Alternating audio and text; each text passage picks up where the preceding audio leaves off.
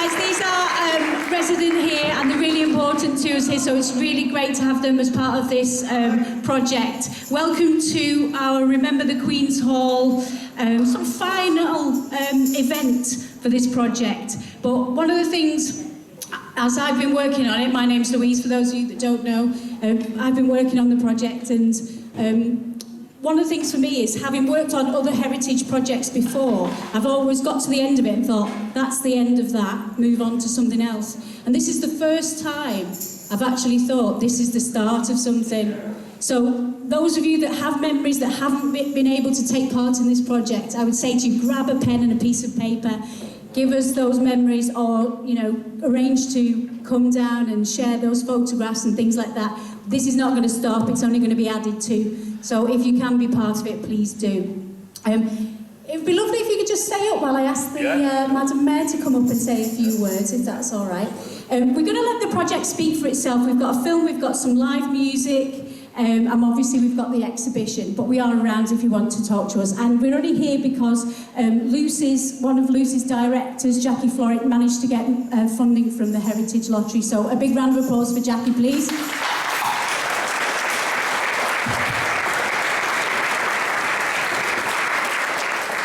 For those of you who haven't been into the studio before, we are like the annex of the Queen's Hall. It did start when the Queen's Hall was still there as a music venue. It has a history of its own that we do want to delve into as well. And really, we've managed to keep it going again, thanks to Jackie getting money to be able to restore the building and keep it open predominantly for young people. But now we're exploring and allowing older people in. So if you've got any ideas and you want to be part of it, please do, you know, stick around, have a chat with us, because we're only here because you want it to be here, so you're important. Can I just now invite Madam Mayor, Councillor Ellen Cargill, up to say a few words to launch the event, please.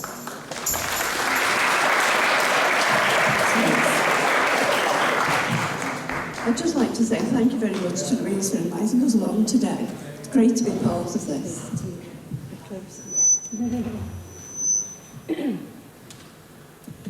This event is to celebrate and remember the Queen's Hall Heritage Project, funded by Heritage Lottery Fund. It's been explored, it has explored the history of the site from Methodist Church to the current status as Halton Housing Trust flats. Through film and artwork, but mainly community memories, the venue has been remembered and hopefully will never be forgotten.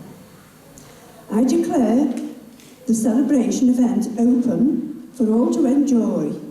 Luce would like to send special thanks to all those of you who have contributed, especially on film and through photographs, and would like to give an extended thanks to Anthony Quinn and Dennis King for extensive research into Witness Weekly News Archive and Kingsway Learning Centre.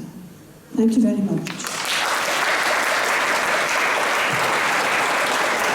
Thank you, Madam Mayor. It's lovely to have you with us today. Another round of applause for our Samba band as they go off and put their drums away, please.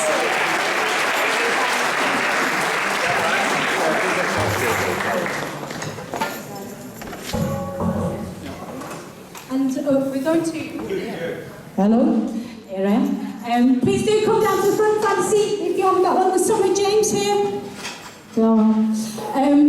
And do grab yourself a chair if you need to. We're going to move things along now and see the first part of a film. So if I could ask Greg Oldfield to just join me up here, please.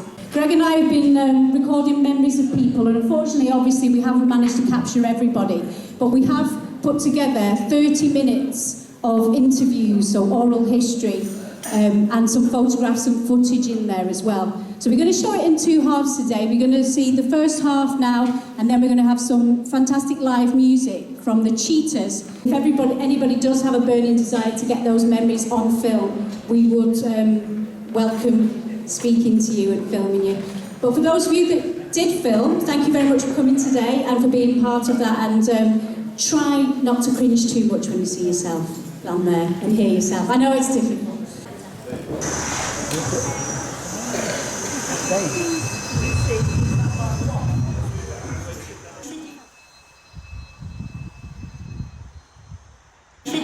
coming, so I thought, well, I've got it. It's my husband Terry. Our daughter was married at the Queen's Hall, one of the last ones to be married there. I remember coming here and seeing Manfred Mann.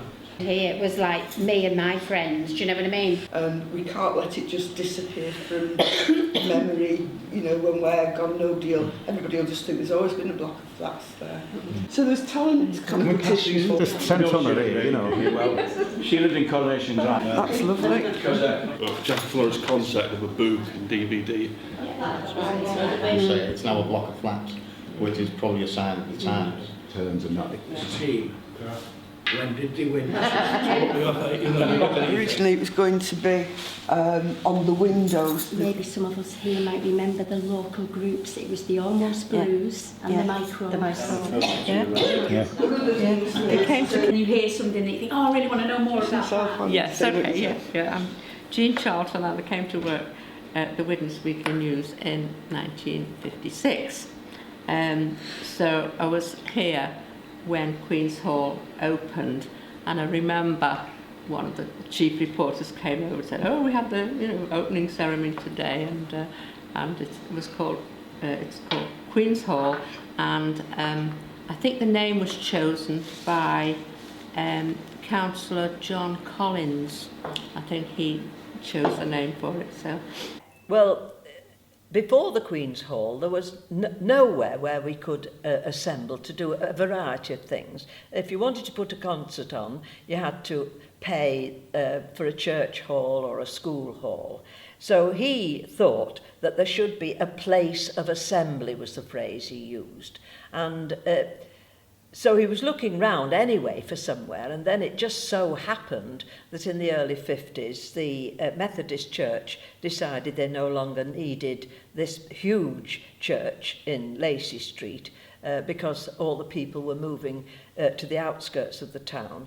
And he, as leader, persuaded the council that they should acquire this and turn it into a hall for everybody's use in the town, and it was not to be a profit-making concern. Well, I started in the 50s. Yes, there'd be just a few people sort of in the base, as it were, none in the pews going up. Well, it was oval, as it were. So there were pews on the ground, base, and then there were pews that were rising up from there. But when I was preaching there, people were just sort of on the ground level, as it were. I mean, my mother remembered it when it was full, but that would be a long time ago. Well, I feel very sad that the original oval-shaped had to go, because it was a very interesting building. It was just odd because you were talking to this huge space with just a very few people down there. I mean, it was being taken over by the town to be used as a hall, so it wasn't losing it. So you couldn't have a concert hall that was like that, and it has more and more lost it. Well, poor thing's gone altogether, hasn't it, now? Well, the Queen's Hall was a magic place when it first opened. It was the first place where we could have proper concerts and parties and balls and things. And I think my first memory was going to a Saturday night concert there by the BBC, and it was John, my husband, who had found that the BBC in Manchester hadn't got a proper hall for recording in those days, and the acoustics in the Queen's Hall were the best in the north of England. And so he invited the orchestra to come, and we all went and had a free concert, and then the concert was broadcast at lunchtime all over Britain, and the name of Widnes was broadcast all over Britain in a nice context, in a cultural context. Well, they were advertised for bands to come to appear at the Queen's Hall. So we came down and asked the questions, and they said, yes, it's on a Monday night if you'd like to turn up. So we came to the Queen's Hall, not knowing that at that stage, the famous group became the Beatles were also in competition on the same stage as the Quarrymen. We, as the Ramblers group, became the Ramblers. We won competition after competition, and they were in it at least 3 times, as we can remember, the Quarrymen, and we beat them. Remember Jack Kinsella? Jack Kinsella. He was a done all those, yeah. fantastic cartoonist. Yeah. And we painted it white, and he said, I'll do all the cartoons on that, and he did. It was fantastic.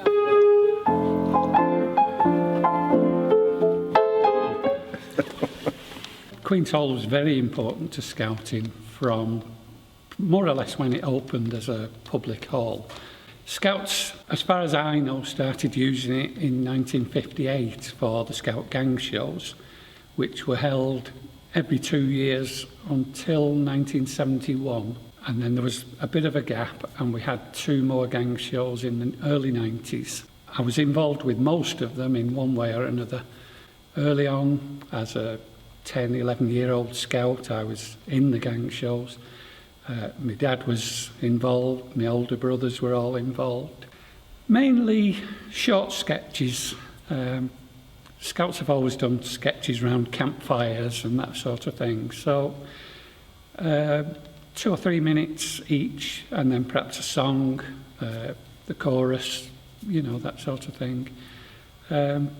Sometimes in a 2-hour show there might be 25 or 30 actual sketches or acts. Some would be just 2 people on stage, perhaps singing a duet, or that's the sort of thing. It was just different people would rehearse in different places and then bring it together.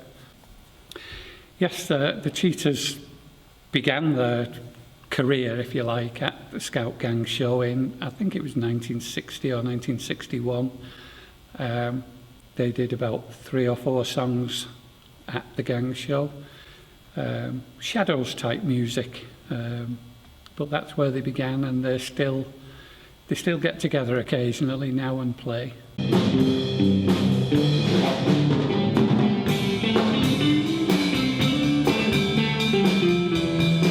We formed for the Jubilee Gang show, which was held at the Queen's Hall, so it was the first real gig that we played at. So we practiced and got together purely for that Queen's Hall venue. Dave said he'd seen the Beatles at the Queen's Hall, and I said, were they as good as the Shadows? And he said, I think they were better. So I came to watch the Beatles next week, and I thought, he's right. So we had a vocalist then. And John, I think, we tried a few before we got John, and the others were no good, but this boy turned us round. Big names played there. I think that was what the thing was. We were used to playing in small places, and then when you went into the Queen's Hall, it was such a big place, you know, and also it had the history with the Beatles. After the Beatles came, all the big bands used to come here, didn't they? Mm. I saw a lot of people here, and I can remember with the 60s being this period of change, and I remember standing in the Queen's Hall one night and thinking, there's something happening, you know, there's like an undercurrent, there's something going to happen. By that I meant there's a change in music, there was a change in fashion, there was a change in attitude. It just carried on from there, didn't it? It you know, it was amazing. Well, it kicked off the Cheetahs, and in my life, and these guys, I'm sure, it's a big part of family history. Yeah. And now I've got 2 sons who play with the Cheetahs. It's even more personal. Yeah. You know. So the Queen's Hall kicked it all off for us. My connection with the Queen's Hall is mainly as one of the audience of events, just you know, attending events. You know, because it was a local venue. But other than it being a great venue, which I thought was a brilliant venue, second to none, I think it was a cultural connection. As I wrote in the piece I've given you, or for the book, it was, to me, it was more than a venue. It was an institution. It was a landmark. Well, my earliest memory would be 1979. I recall doing the moon stomp to Madness's One Step Beyond, dressed in the skinhead regalia, and that's probably my first vivid memory of the place. The earliest memory is of coming to a gig when I would think I would be about 17, something like that. Can't remember what the gig was. I think it was local bands. I remember some people jumping around with their arms by the side, and I didn't know what that was, and then it turned out that must have been the first time I saw Paul going. And came to Queen's Hall for quite a lot of occasions, all sorts of things like there was model railway exhibitions, flower displays, dances. The last person I saw here was Val Dunican, who had been my favourite since the early 1960s. I didn't know about. I mean, I didn't know at the time, you know, in '57, that it was such a big thing. I thought it wasn't just a case of it opened 1 week. It was like there was a build-up to it in the town, and the Withers Council had this idea of it being a sort of, you know, focal point of arts and culture, which it was, which it subsequently came. I first came here when there was the very first miniature railway exhibition, and I think it was either free or it was the ghastly price of a shilling to get in. And I do remember cups of tea and coffee were 5 pence because my dad complained about the rip-off prices, because I think they were only 2 pence in his works canteen at Bush's. My connection to the Queen's Hall is through its having regular dances on, whether it be Saturday night or any celebration within the town. And later on, they started indoor bowling in the winter, which, because I used to still play balls, and it was helped.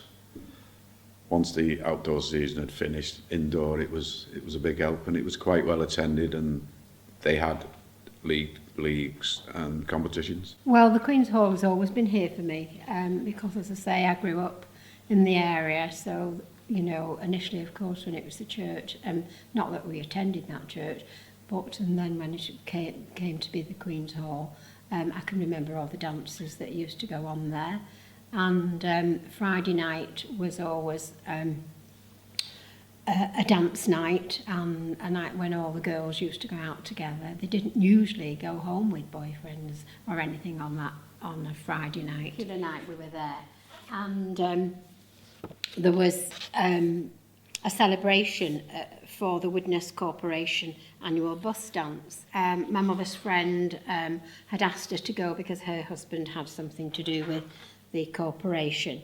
And so my mother said, "Oh, come with us," you see, because she knew the girls used to like to go on a Friday night. So we all went, and these are some of my friends here. And then my mother, that's me here. And that's my mother, and then some of the other friends that are on there. It was a big dance night. Everyone used to be all dancing there. It was a packed hall every time. We enjoyed it, you know. That's my main memories of the Queen's Hall. The music and the dancing, and that's it with me, like, you know. My memories were obviously the same as what Dennis has mentioned with reference to that, but again, the Queen's Hall being owned by Halton Council, many of the functions, the mural functions and civic receptions and things like that were always held in the Queen's Hall. My connection with the Queen's Hall goes back to being a really young kid. I got involved with playing in the stage bands in the main hall there. And when we used to have all the theatre stuff on the plays and whatnot, you know, they used to get a stage band together. And I started out doing that when I was 15 years old, playing the keyboards under the direction of the musical director at the time there, who was Roy Jones. And the first encounter inside the Queen's Hall I can remember was a performance that we did for college while I was at the Sixth Form College, probably about 85, 86. I can't remember what it was for. I seem to remember it was at a weekend. I was performing the Stanley Holloway monologue per tuppence per person per trip. My first strong memory of the Queen's Hall is when I was at school, junior school, and we came to see Atara's band, who's a flautist, flute player. Was that from Bod? One concert that, in fact, I've forgotten about until you just asked me that. They brought us here to see an Israeli folk singer called Atara Ben-Tovim. Yeah, I thought I'd imagined was this Atara Ben-Tovim. I remember this mad woman coming around and teaching kids about musical instruments. So I was probably at St Basil's infant school at the time. I remember coming in, it was just this huge place as a little kid, this enormous place. And was brilliant with it having a balcony upstairs, and never went upstairs till I was a lot older, but it was just a fabulous place, really, really. Some of the activities that went on in the Queen's Hall, I've got the BBC Northern Orchestra playing there, when they filled the stage in half the floor as well with musicians.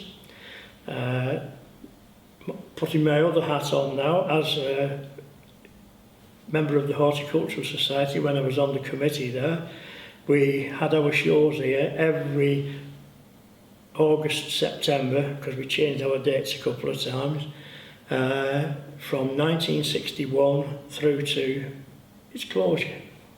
And then we had to move, of course. I also have one of Manfred Mann on the stage here. Quite a few activities. I'd like to invite the Cheetahs up onto the stage to give us a few tunes. So I know lots of people are excited about this.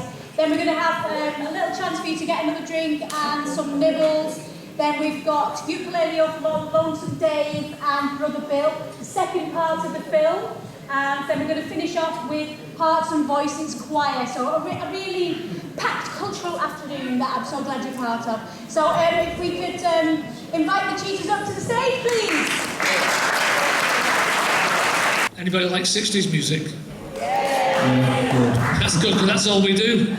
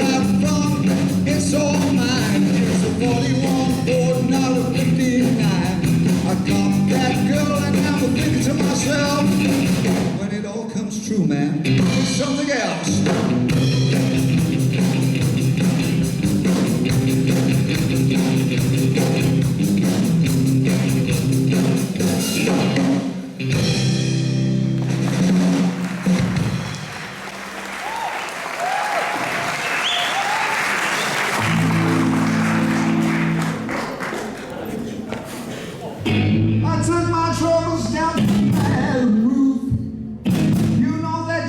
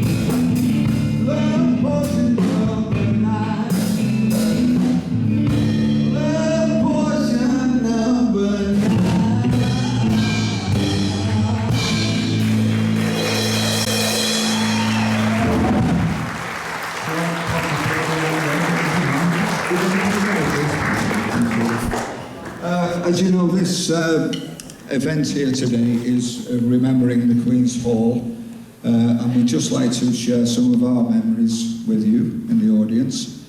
And I'd like to hand over to Ray, because he was involved probably with the Cheetahs from the very, very early days. So listen up to Ray, and he'll tell you all about it.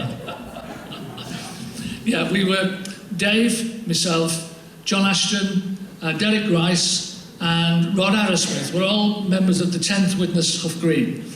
And they used to have scout dances at the Bolladitton, at the Church Hall at Bolladitton.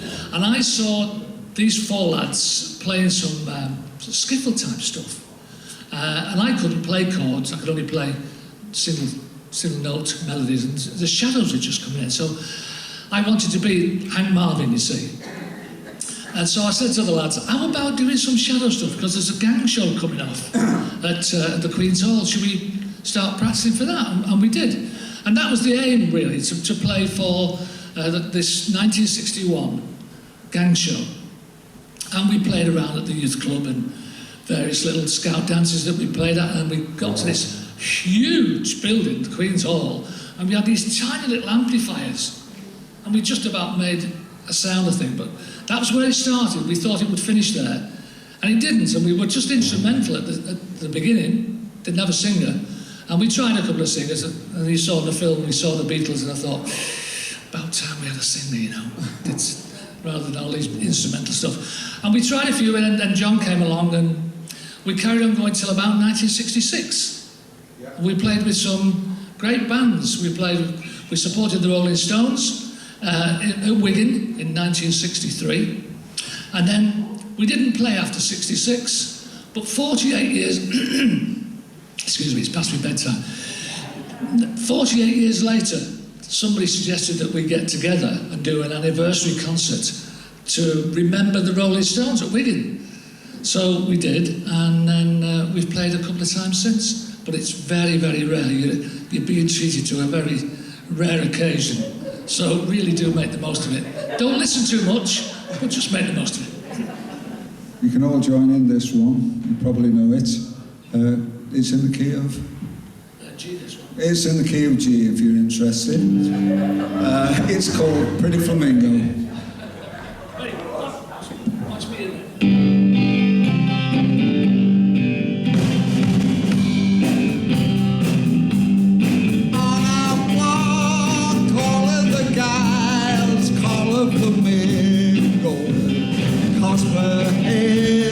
Like the sun, and her eyes could light the skies. When she walks, she looks so fine, like a flamingo. Crimson dress that clips so tight, she's out of reach, she's out of sight. When she walks by, she brightens up the neighborhood. Oh, every guy would make her his if he just could, if she just would. Some sweet day I'll make her mine, pretty flamingo, and every guy will envy me, 'cause paradise is where I'll be. Sha-la-la, pretty flamingo. Sha-la-la, pretty flamingo. When she walks by, she brightens up the neighborhood. Oh, every guy would make her his if he just could, if she just would. Some sweet day I'll make her mine, pretty flamingo, and every guy will envy me, 'cause paradise is where I'll be. Sha-la-la, la-la-la-la, pretty flamingo.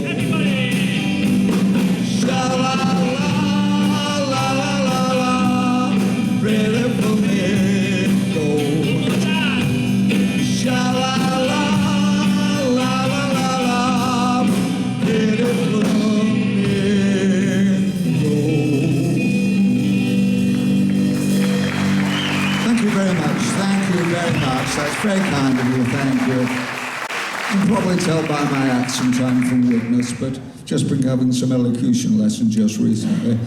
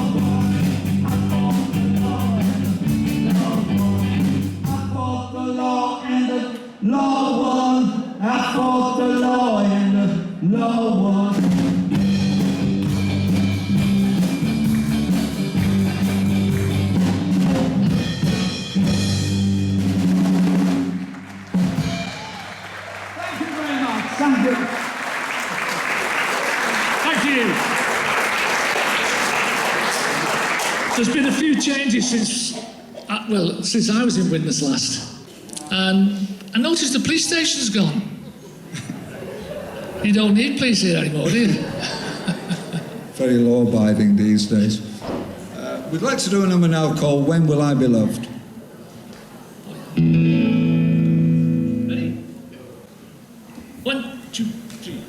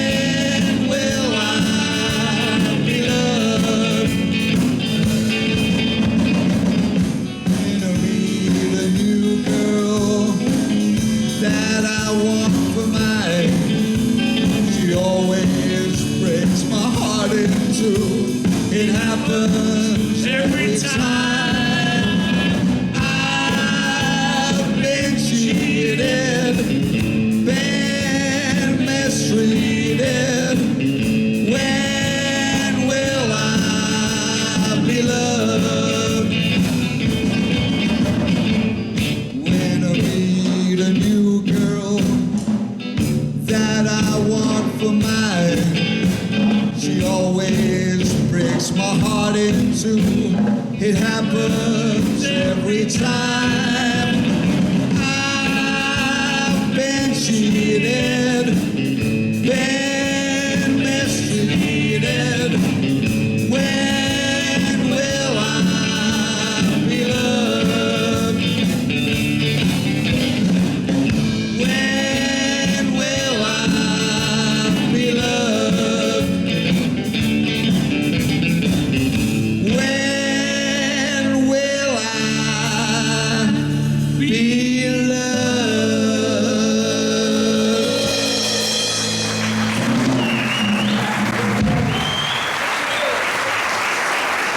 Has anybody got any drugs?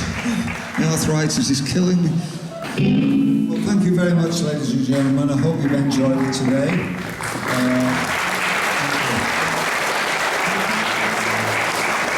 It just gives our chance to get together again, because it's been a long, long time. We have played the odd time or two, but really it's been about 50 years, 45 years, something like that.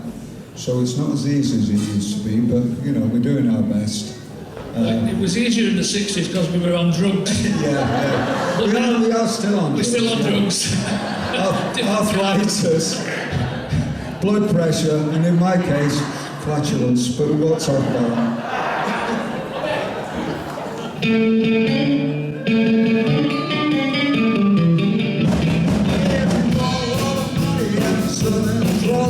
And put a little boy up on a Greyhound bus, leaving Louisiana for the Golden West. Down came the tears from my happiness.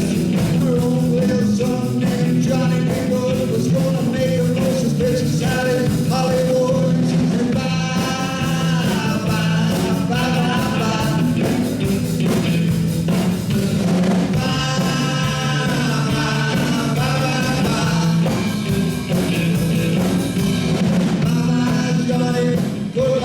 Johnny be good.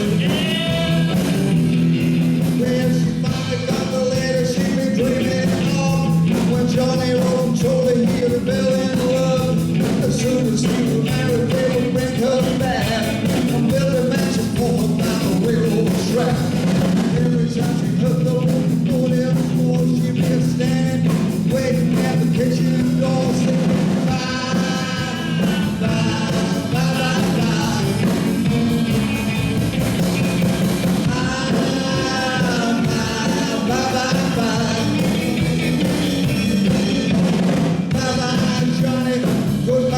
Johnny be good. Yeah, yeah.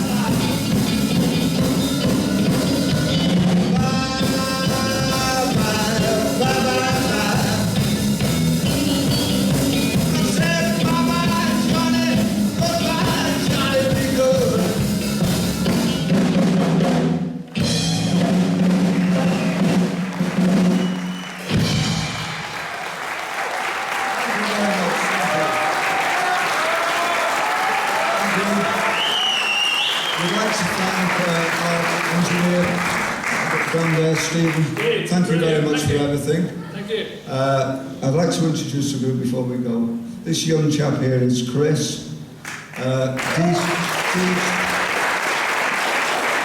These two old gentlemen behind me. This is Ray.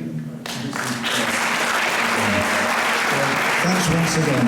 We really enjoyed it. Hope you have too. You might have noticed there's a bit of a generation gap on the stage. Yeah, because the original bass player declined the invitation to play, and the rhythm guitarist as well. We have recruited Chris, my eldest son, on bass, and he has been known to play trombone in the band. Superb. When we had our other son, played rhythm, and then he swapped over on the bass when Chris played trombone. So it's great to have them, this continuing Cheetahs, and the little ones down here you can see with the Cheetahs t-shirts. Fantastic. If you'd like us to do one more number, we will do, if that's all right. If you hear somebody knocking on your door, you see somebody crawling across the floor, baby, it'll be me. And I'll be looking for you. Well, if you see somebody looking in all the cars, if you see a rocket ship on its way to Mars, baby, it'll be me. And I'll be looking for you. Gonna look in the city where the lights are blue. Gonna search countryside and all the haystacks too. Somebody crawling from that water hole. If you see a funny face in your sugar bowl, baby, it'll be me. And I'll be looking for you.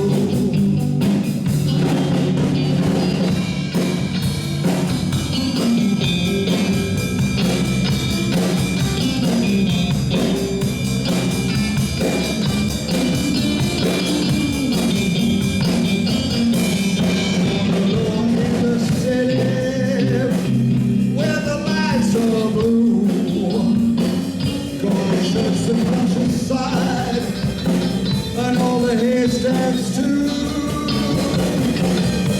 Well, if you see a funny face in your comic book, if you see something heavy on your fishing hook, baby, it'll be me. And I'll be looking for you. Yeah, I'll be looking for you. Yeah, I'll be looking for you and you and you.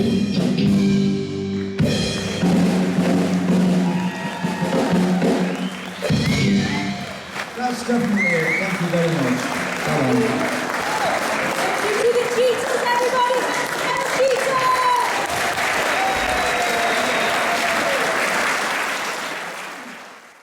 We play, I mean, the Cheetahs seem like a contemporary group, to be honest, so bear with us here, okay? This first one from 1925, and I'm sure you'll know it. If you're going to sing along, make sure you swallowed all your vol-au-vents and all that business. Here we go, so it's called Yes Sir, That's My Baby.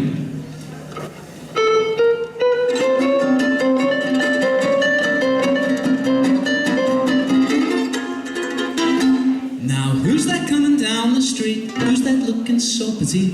Who's that coming down to meet me here?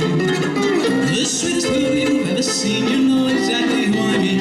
I can tell her miles away from here. Yes, sir, that's my baby. No, sir, don't be maybe. Yes, sir, that's my baby now. Yes, man, we've decided. No, man, we don't mind it. Yes, man, we are invited now. And by the way, oh, by the way, when we meet that preacher, I'll say, yes, sir, that's my baby. No, sir, don't be maybe. Yes, sir, that's my baby now. Yes, sir.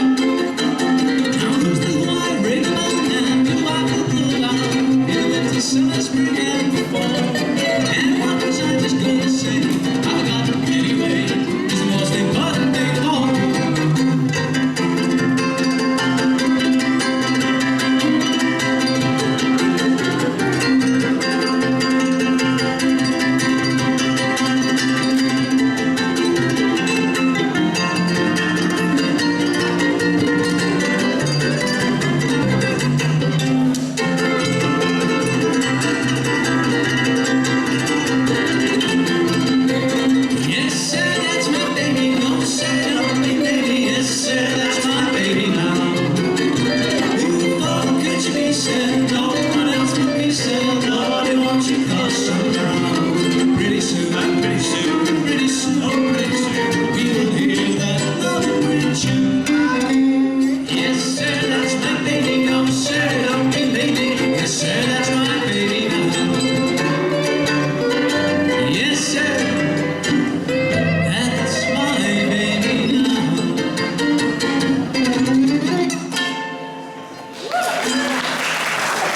Thank you, folks. Thank you. Thanks a lot, folks. So here's a modern one for you. This one's from 1930, and it's made famous by Billy Buchanan. And it's a lovely little tune. It's called Never Swat a Fly.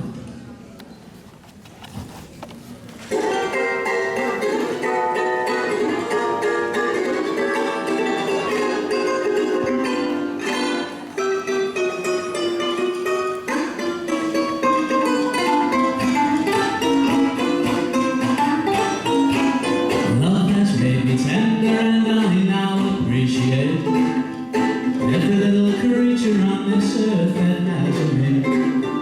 Once I hated crickets and I couldn't stand the beat. Oh well, now here is the motto that I follow faithfully. Never swat a fly, he may love another fly, and he might sit with her side the way I do with you.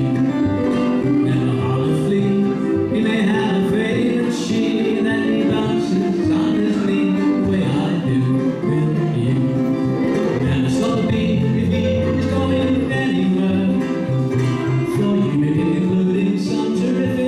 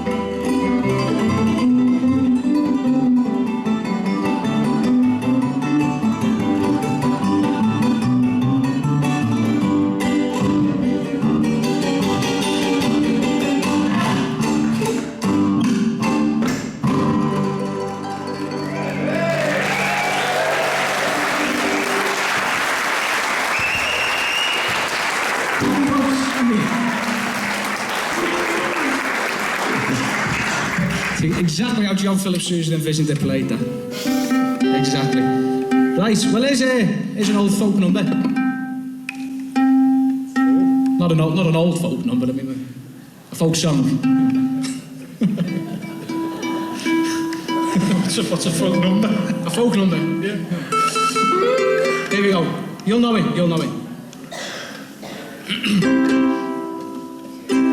Well, gather round all you sailor lads and listen to my plea. For once you heard my tale, you'll pity me. You see, I was a goddamn fool in the port of Liverpool the first time that I came home from sea. I was paid up at the home from the port of Sherry-on, the £3 a month that was me pay. And it jingled in me tin till I was taken in by a young girl they call her Maggie May. Oh, Maggie, Maggie May, they have taken her away, and she'll never walk down Life Street anymore. She robbed those land you sailors and the captains of the whalers that daisy nothing over Maggie May. Well, the first time I met Maggie, she took my breath away. She was cruising up and down O'Cannon Place. She had a figure finer than the greatest ocean liner, and me being a sailor I gave chase. Oh, Maggie, Maggie May, they have taken her away, and she'll never walk down Lime Street anymore. She robbed those landed sailors and the captains of the whalers that daisy Robin Hogan, Maggie May. Get daisy, Bill.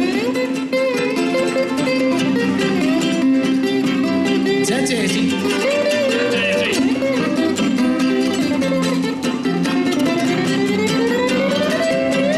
Well, in the morning I awoke and I was flat and stony bloke.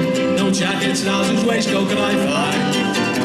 And when I asked her where, she said, my dear sir, they're down in Paddy's pawn shop number 9. So to the pawn shop I did go, but no clothes there could I find. Scupper came and he took that girl away, and then Judgy guilty found her. But over the homeward bound her, and he paid her passage off to Bobby May. Oh, Maggie, Maggie May, they have taken her away, and she'll never walk down Lime Street anymore.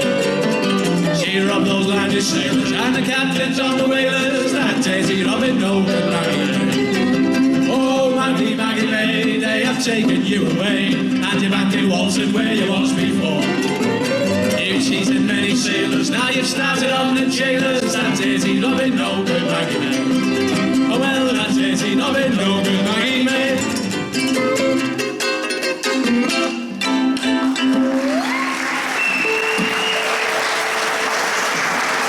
Ta, folks. Thank you. I don't know what it's about, but it's a good number. Right, gonna introduce you now to my eldest son. Our favourite son. Thank you.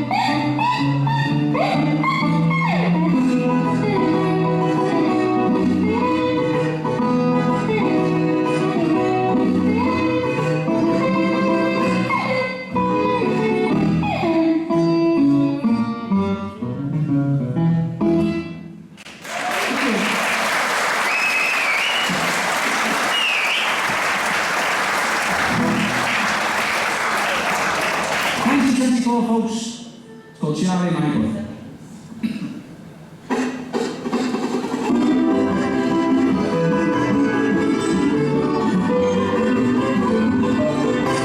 Now Charlie is an ordinary fellow to most everyone but Flo. He is slow. She's convinced that Charlie is a very extraordinary boy. Oh, some boy. Now everything in the night, she has a way of right. Charlie, my boy, oh, Charlie, my boy, you could be, you should be, you should be.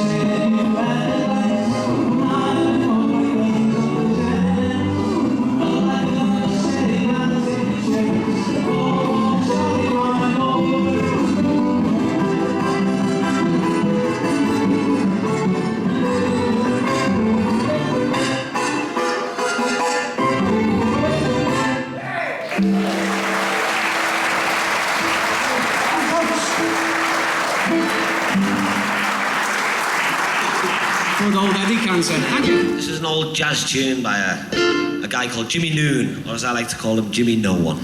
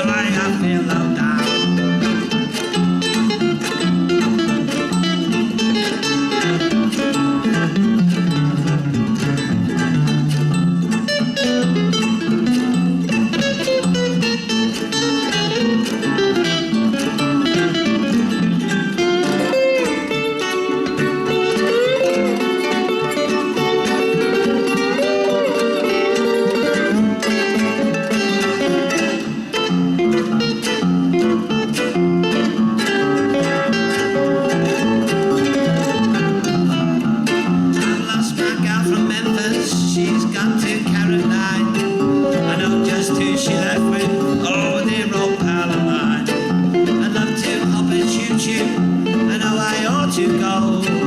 I love to find my baby, but the funds are awful low. My girl, why did she leave me? Sweet girl, I missed her so.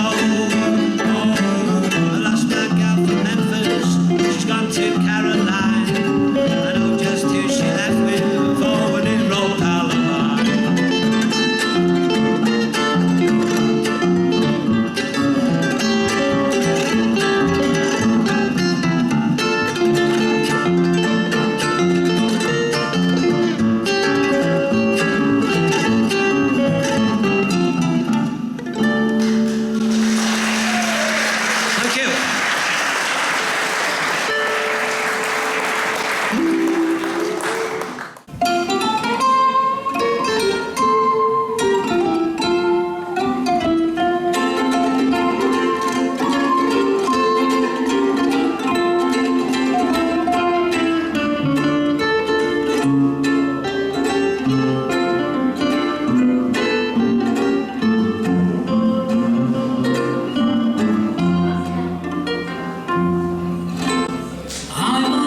Just as blue as I could be. Every day was a cloudy day for me. Then good looking knocking at my door. Skies were grey, but they're not grey anymore. Oh, blue skies smiling at me. There's nothing but blue sky. Do I see those bluebirds singing a song? There's nothing but bluebirds from now on. Never saw the sun go shining so bright. Never saw things just going so right. Noticing the days go hurrying by. When you're in love, mile they fly. Those blue days, all of them gone. There's nothing but blue skies from now on.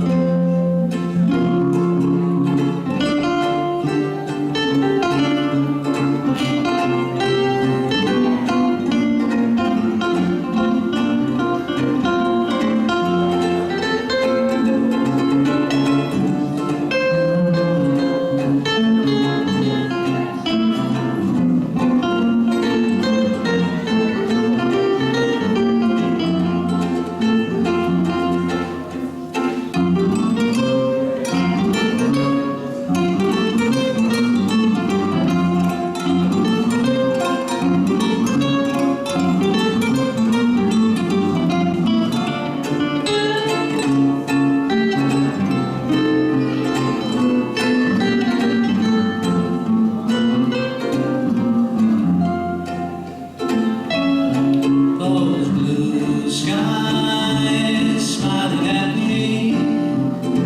There's nothing but blue skies. Do I see those bluebirds singing a song?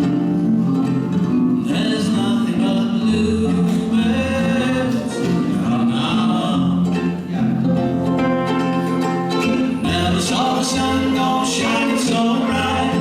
Never saw things just going so right. Noticing the days go hurrying by. When you're in love, my how they fly. Those blue days, all them gone. There's nothing but blue sky from now on.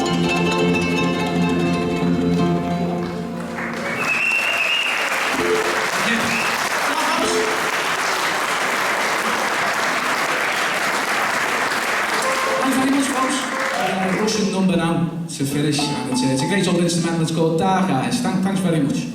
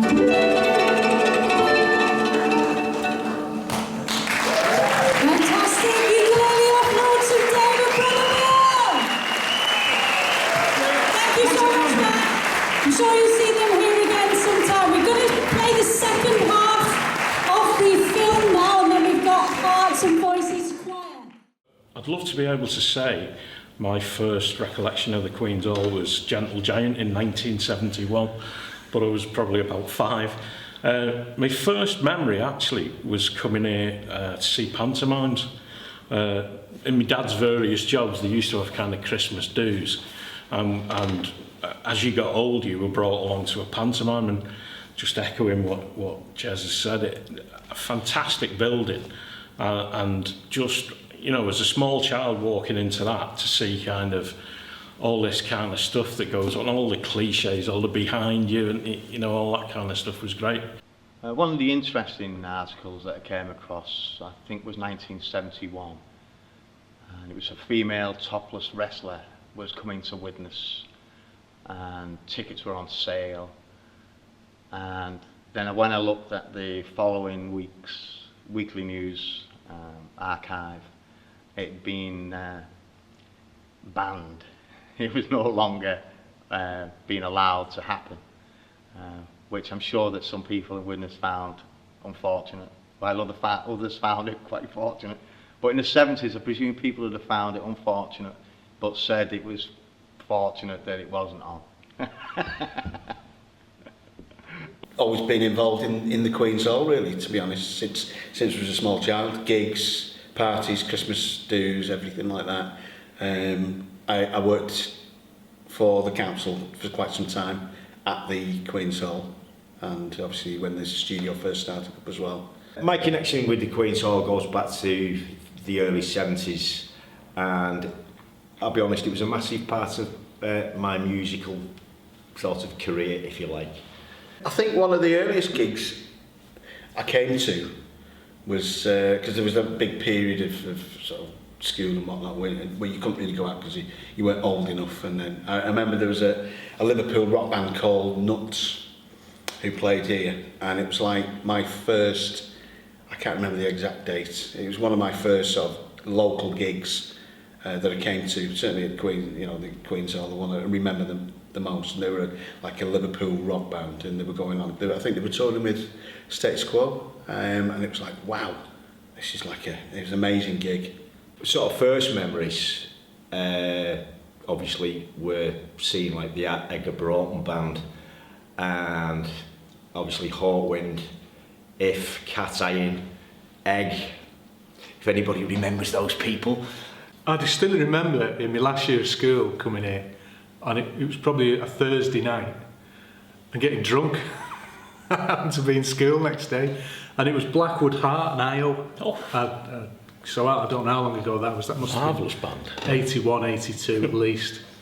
The best concert I ever come to was in Glen Tilbrook in 1999. Out of this world. It was utterly brilliant. There was just something about that night. Perhaps also, it might sound strange, this. Maybe it was the date it took place. It was near the end of the millennium. It was as though, like, you know, the Queen's Hall was ending its decade with this fantastic concert.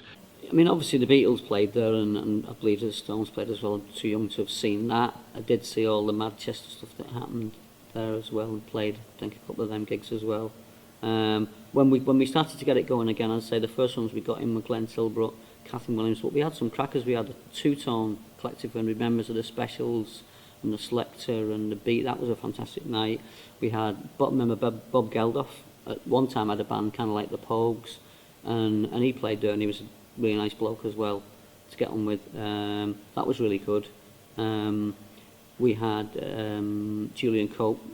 It was brilliant. Hugh Cornwell from the Stranglers were brilliant. Wilco Johnson, who's big again now. At the time, you know, he wasn't so much.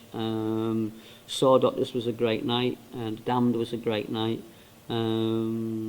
Lots. So it was great to see those people. And the thing worth mentioning is they all said it was a great place as well. Obviously, you've got the Stone Roses, Happy Mondays. Obviously, very big names at the time. Johnny Vegas we had through, and we had an absolute nightmare of a show. There was a load of problems with the sound in the main hall. We kind of rectified them, got them dealt with. Then we started having some lighting issues and bits of power dropped out. We got through it all. We got to the interval. I went backstage and was like, look, I'm really, really sorry about all of this, you know. We've dealt with it all now. It's not going to happen in the second half. I'm really, really, really sorry.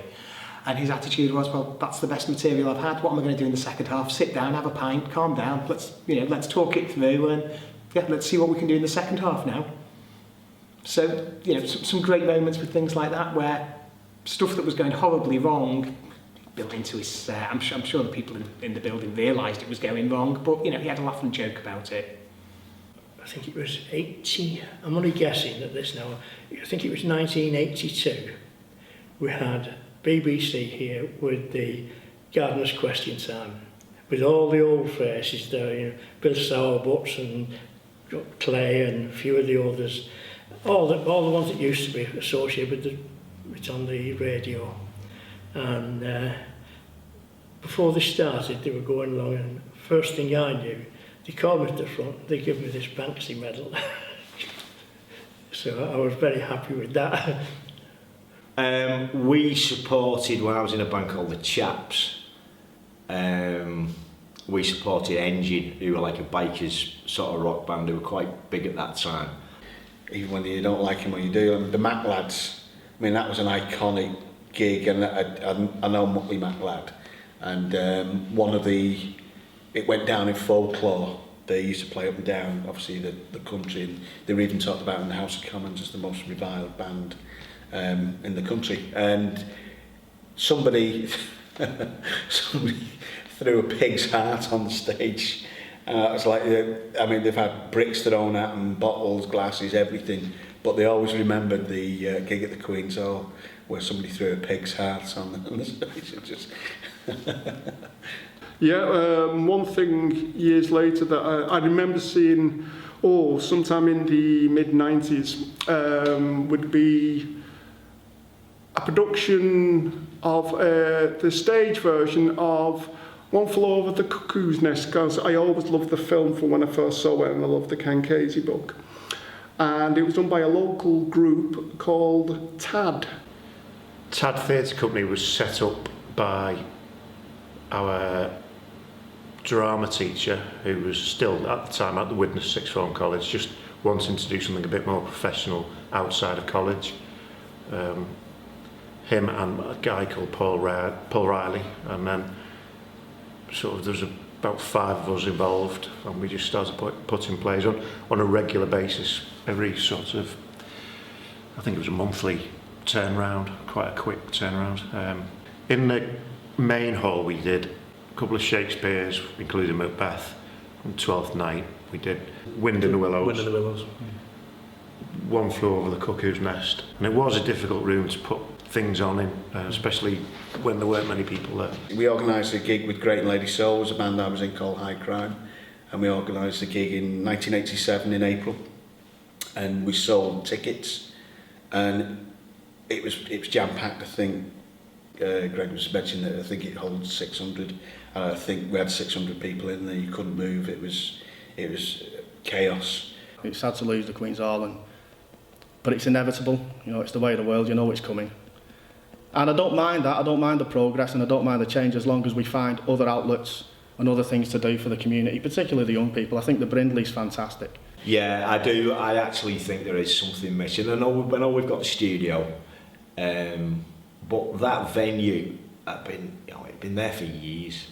I hate to see anything that's got heritage pulled down, and unfortunately, sometimes you don't get a choice. I know there was a lot of dispute about it at the time. People saying, do you want the Queen's Hall to stay open? And obviously, people did. The final gig, that was a bit of a weird one, really, because I didn't really think that it would be the final gig. Just that I was asked to play it, and I think it was one of my first solo gigs with the guitar. And there were 2 stages. They had an acoustic stage underneath the balcony, and then obviously the main stage where all the bigger bands played. It was a really good night, but it was like if they took your right arm away or your leg off. It was like part of your history, and it brought back memories of like when I first went there. It was nice to be involved in the final gig there, but actually apparently there's a video out of it, but I've never seen it. So if anybody's got a copy, you can lend me it. My memory of that was we were asked to play it and we couldn't wait to play. We really wanted to do it, and we ended up doing it acoustically. I think the drummer couldn't do it that particular night, and so we just, I borrowed a guitar on the day that was right-handed and strung it left-handed, and I think tuning probably wasn't as close as it should have been, but it was near enough, and it was just great. It was again, that was a fabulous atmosphere, the way the two stages were set up, main bands and acoustic bands, but yeah, just great to be part of it because it meant so much to all of us. And then the other thing that I remember after we'd come off, people come up and talk to you and all the rest of it, there was the kind of mass stage invasion at the end. I went halfway to Eddie's Run. Yeah, it was brilliant. And it was great, and there was just loads of us up there singing and just having a great time. Well, we just knew that they were going to knock it down, so yeah. We thought we'd do one last bash. Yeah, and it was dead easy to get people. In fact, there were people upset that they couldn't do things, and then the more people you got involved, it was that's how the two-stage thing came about. Yeah.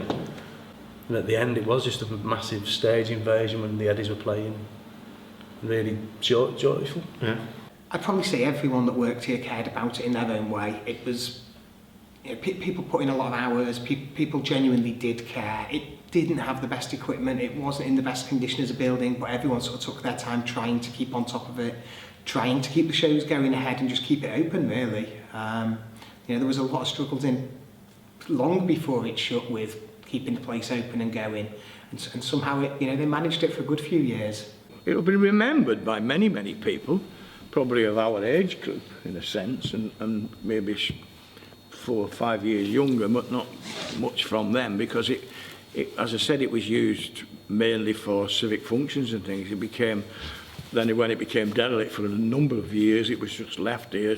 Well, obviously I feel very sad indeed, but towards the end it was getting derelict. We once had to cancel a concert because the rain was coming through the roof, for instance. So I appreciated that to put it right would have cost an awful lot of money. There was just an aura about the place to me. I have no doubt you have. I've met some other people who glad to see the back of it. If you're not going to have a Queen's Hall and you are going to demolish it in the name of progress and the fact that the building is not fit for purpose, then I think the best thing that it could be used for is to use for affordable accommodation, which I think is what it's being used for at the moment. People don't want these sort of things anymore now. I'm afraid all these sort of things are dying out, so I suppose the need for a hall's gone. But I don't think it has any. Even the mayor, when he has his mayor's ball, where can they have it now? Well, I don't know where they have it like, but they have it at the town hall, but nothing to the size of the Queen's Hall here. And I thought that the way up the staircase going to the top, it was great, brilliant, a lovely atmosphere. Like lots of places like the Queen's Hall, it was a central hub, but it's like everything from an 18th to a big name band, there was always something on that was, it was always happening. I always thought it was quite a happening place, the Queen's Hall. It's really sad. The funny thing is when you saw the piece of grass, when they knocked it down, you couldn't believe that we got 800 people even on that piece of grass. Never mind the stage and all the rest of it. It was that was quite funny seeing that. Yeah, it's really sad that the old place has gone. But I think the studio now, where we sat now, is amazing. It's certainly in better nick than when we had it. I just say thank you for being a big part of my life, and and you should still be here, But thanks for the memories. I'm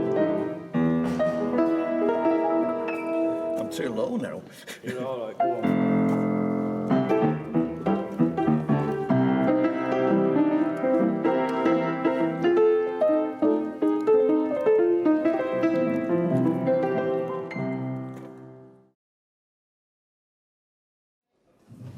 Thank you, ladies and gentlemen. We're going to do a few numbers.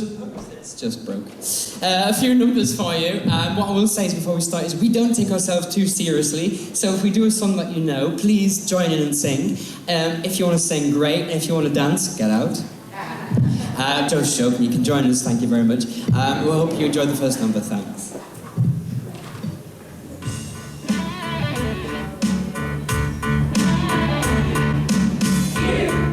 You're such a big star to me. You're everything I wanna be. But you're stuck in a hole, and I want you to get out. I don't want to succeed, but I know it's time for you to leave. We're all just pushing along, trying to figure it out, out. Oh, your anticipation pulls you down. You can have it all. You can have it all.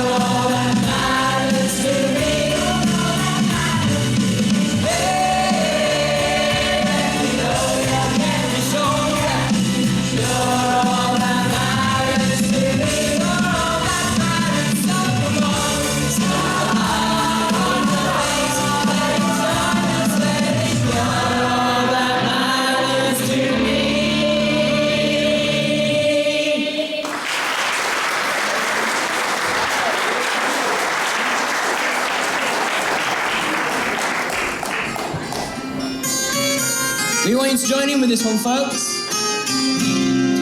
All the leaves are brown and the sky is grey. I've been for a while on winter's day. I'd be safe from home if I was in LA.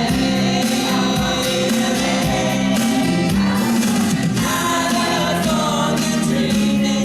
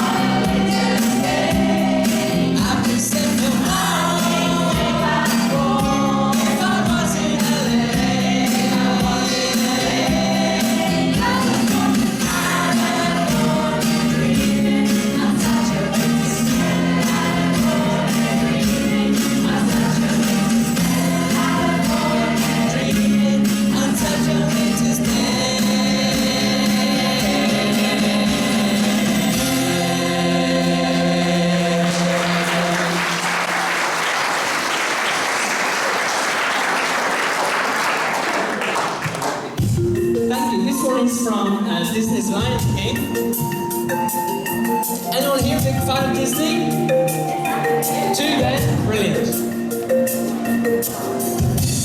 As you go through life, you'll see there is so much that we don't understand.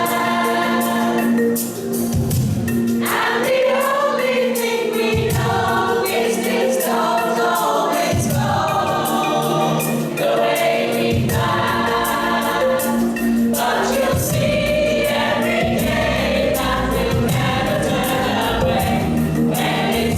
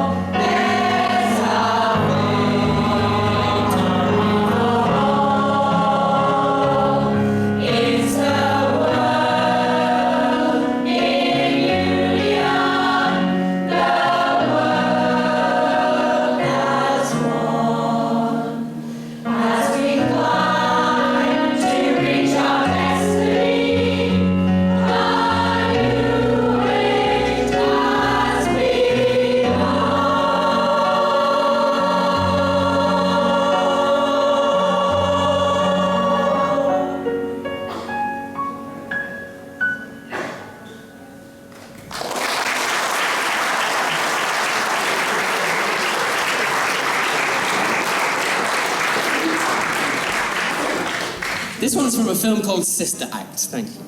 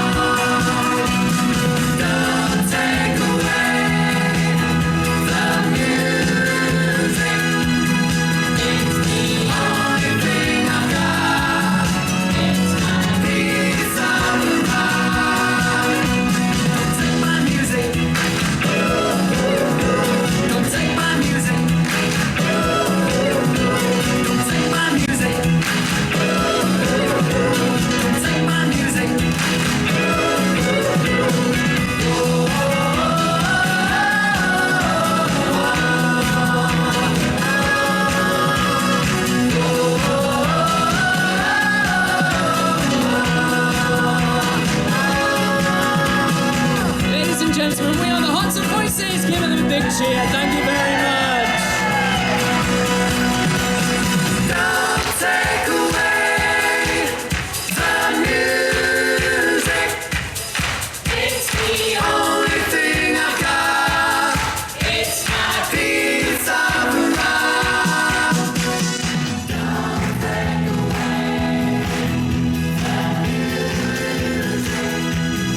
Everything else is gone. World of its own. Don't take my music. Don't take my music. Don't take away. Don't take my music. Don't take my music. Don't take away. Don't take my music. Don't take my music. Don't take away. Don't take my music. Don't take my music. Don't take away.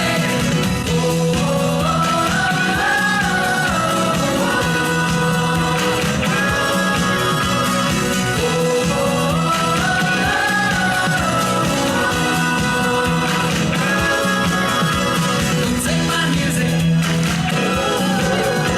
Don't take my music. Don't take away. Don't take my music. Don't take my music. Don't take away.